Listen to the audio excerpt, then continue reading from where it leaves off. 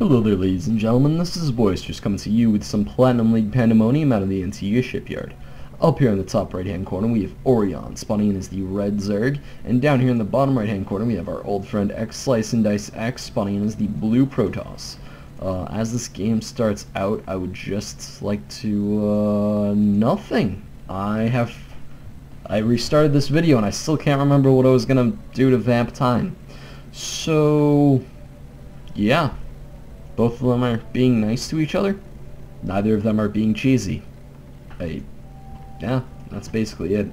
Of course, we have this probe coming down here, looking to drop a pylon on the low ground, as that is the standard thing on this map, because like Shakur's Plateau, it's extremely easy to get a forge fast, expand off, and just defend your ramp, because honestly, breaking up a ramp as any race is very hard. I mean, breaking across mid-ground against a solid Protoss defense is difficult as Zerg, because you really need to get those roach numbers up, plus you need to hope to God that your opponent doesn't have enough sentries. Because, I mean, I've played PBZs before where I have won the game with 4 sentries. Early on in the game, they go for all-in, roach baneling busts. And if you can just get those force fields, get money force fields off where you really need them, you win the game. They just can't break through. Because you just use your force fields to buy time to spawn more sentries to build more force fields.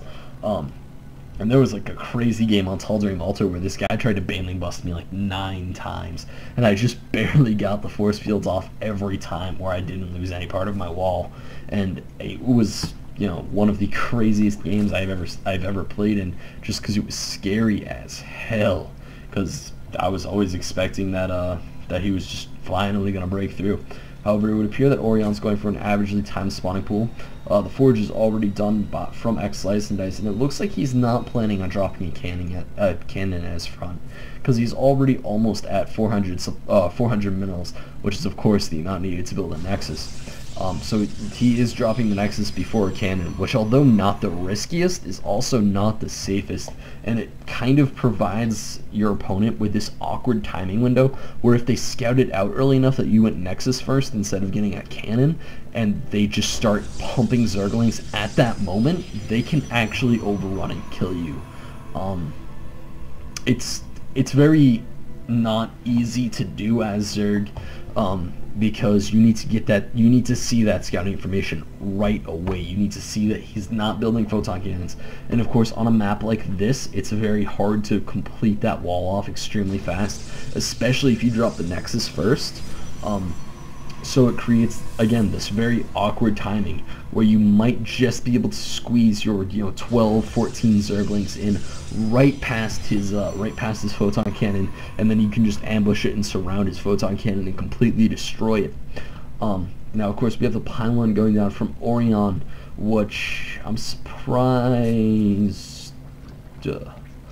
I'm surprised. The Roach Warren is not a good decision. That's really the only thing I can say about the Roach Warren, is that he should just build 4 Zerglings and kill the freaking pylon, because getting roaches, I guess he might be going for like a really late all-in bust on this wall. However, that's almost as unadvisable as going for roaches. Just because, honestly, you don't want to try to bust down a wall on this map from a Protoss player, because usually they'll just clean you up. It's very easy to defend walls like this, because again, you can just get sentries, and I think it's 3 force fields that's required to wall off this area. So if you even get 2 sentries in the time that it takes them to build, they'll accumulate enough energy where they can lay down those 3 force fields, and then of course after that it kind of gets a bit sketchy, because then you don't have any force fields. However, it makes it a lot easier. It allows you to get down a couple more photon cannons while those force fields are still going on to really take down the Zerg opponent. And once you get up to the point where you have like 5 or 6 photon cannons, you're basically unstoppable. So all you need is enough sentries to provide enough of a time buffer to allow you to do that. Now, of course, we have Orion building a awkward amount of roaches before he decides to finally go kill the pylon. I'm actually quite surprised that he didn't have these roaches just rallied to go kill it, because it's a pylon. It's not the most dangerous structure in the world. Now, of course, if I was playing as the Zerg player, I would have taken my third first, just to get me up to that second base, because forward fast expands are A, not that scary, and easy to, and B, very easy to out expand. So if you take your third and fourth expansion, and you can just defend against, you know, the kind of like soft rush that comes out of our Protoss player, which, by the way, he's gone for double Stargate, NBD. It's just a Void Ray play. It's not, no big deal. Of course, we have Orion going for these roaches, and this is 12 roaches, I do believe, because 8 plus 4 is 12. And I don't think they're going to do anything, because I'm not sure how to call this one, because of course this sentry is going to be able to cut off half this ramp and put the roaches in a really awkward spot to attack into. However, this is 12 roaches. 12 roaches is a pretty fair amount of roaches. Not the force fields he wanted there. You know, not the worst force field or anything, just really nowhere near what he wanted. Of course, I think that, yeah, he's going to be able to hold this off fine. The roaches numbers are already down to 5 roaches, and even though they can kind of break wide and get around these photon cannons, which is extremely annoying, and why you should always put more photon cannons on the side of your base that doesn't have a complete wall. They're going to get cleaned up pretty easily by probes.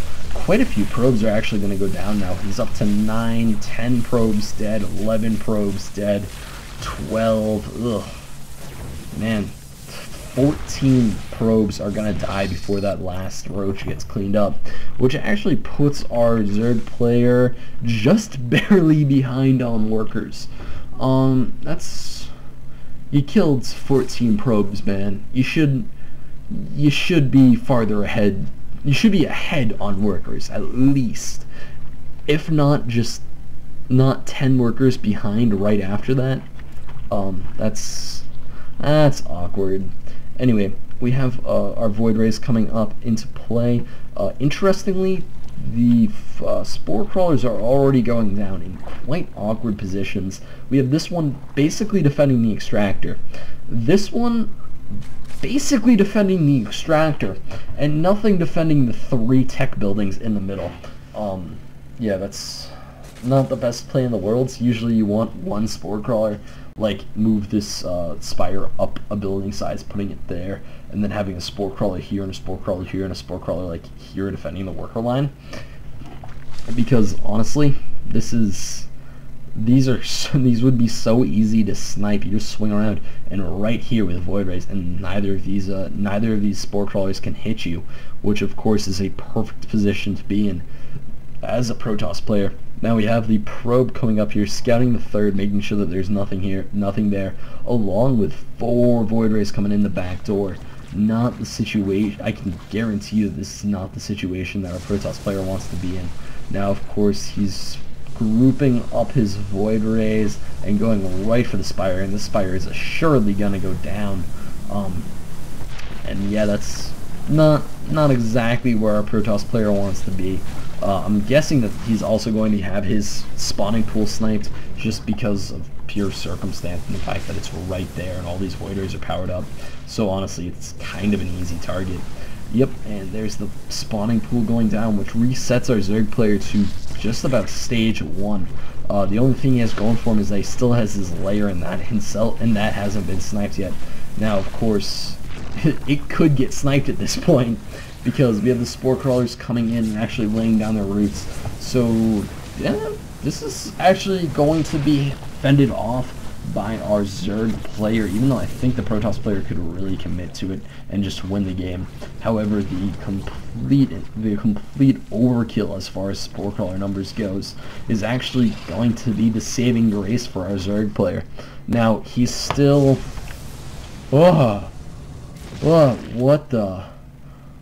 What? He's 30 workers behind.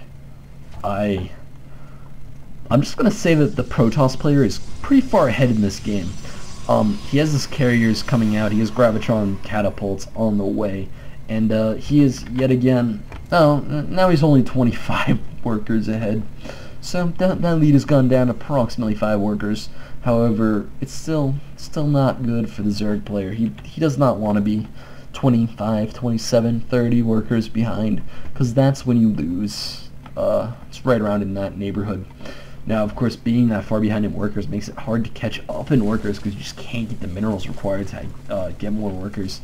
And he actually has a big stockpile of gas.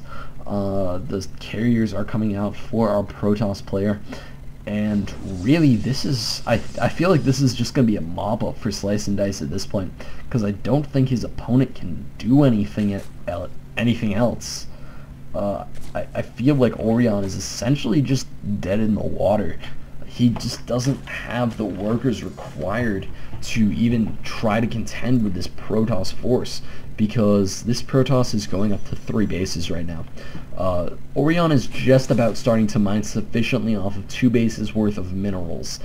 He hasn't even saturated his gas at his natural, which is not a good situation for Zerg to be in. Even if you're really over the top on gas, you're still you don't. It's not good, because you're not getting any gas, and you need gas as Zerg. You need gas as any race. Gas is really the driving force in this game. So of course, not having any is bad. Now, we have our Protoss player coming up with 3, 4, 7 gateways, which is a dangerous amount of gateways, along with just a pretty strong air force, to be honest. And this is not the best situation again for a Zerg player, who has essentially been dead in the water since he was behind 30 workers. He's managed to come back a bit in the worker numbers. Now he's only behind by 14. However, that's still pretty significant. We have +1 air weapons and +1 Protoss shields coming up. Of course, both of those being upgrades for the airships, because shields count on airships along with air attack, of course. We have the mainerding over here of 9 probes, so this is going to rapidly become a saturated base. And I don't know, this Zerg player, he's not in a good position. He's getting his Mutalisks up now, and Mutalisks are quite good against Void Rays and carriers. Mainly because anything is good against the carrier, and a lot of things are good against Void Rays. Except, you know, for anything in the 4v4 category. Nothing in 4v4s is good against Void Rays. I still have nightmares about Void Rays and 4v4s. I have to check under my bed for them. It's kind of annoying.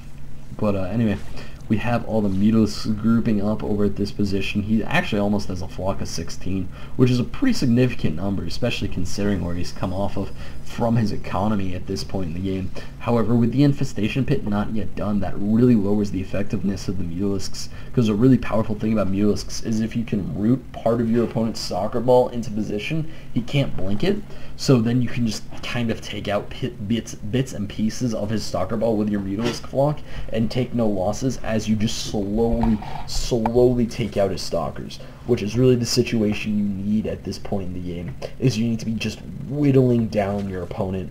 But it's 190 food to 99, and this is honestly not good. A lot of workers are about to go down at this base. However, I feel like with this air fleet coming over, and it's just too much for Mutalisks to handle. Mutalisks are, again, quite good against Void Rays and carriers. However, they just don't have the numbers, or they're nowhere near the numbers required to take on that battle. So yeah, not good at all. And with the Protoss army racing to the base with the Mutalisk flock on the way, and the third just finally starting for a Protoss player, I think this is pretty rapidly going to become good game, because 3 spine crawlers and pretty substantial Hydra force, but nowhere near substantial enough. And as this force rushes into the fight, yeah, I don't see any way the Zerg players coming out of this alive, especially with the carriers. The carriers are just going to absolutely tear through his force, because he has the really big bulky units in the front, because carriers are essentially colossi. And Orion has left the game However, there's 2 minutes left in the replay, so I'm just gonna speed it up a little bit and let you follow this carrier as he's going. Alright, there we go. So anyway guys, you can head on over to my YouTube channel over at youtube.com/user/boisteroussc2. You can also send in any replays you want commentated into boisteroussc2@gmail.com. And if you want any further information, most of my stuff is up on the forums. I'll try to repost all of the really vital information, such as like what I'm doing for events as I get more subscribers and things like that, in my Battle.net thread, which will of course be in the description for this video.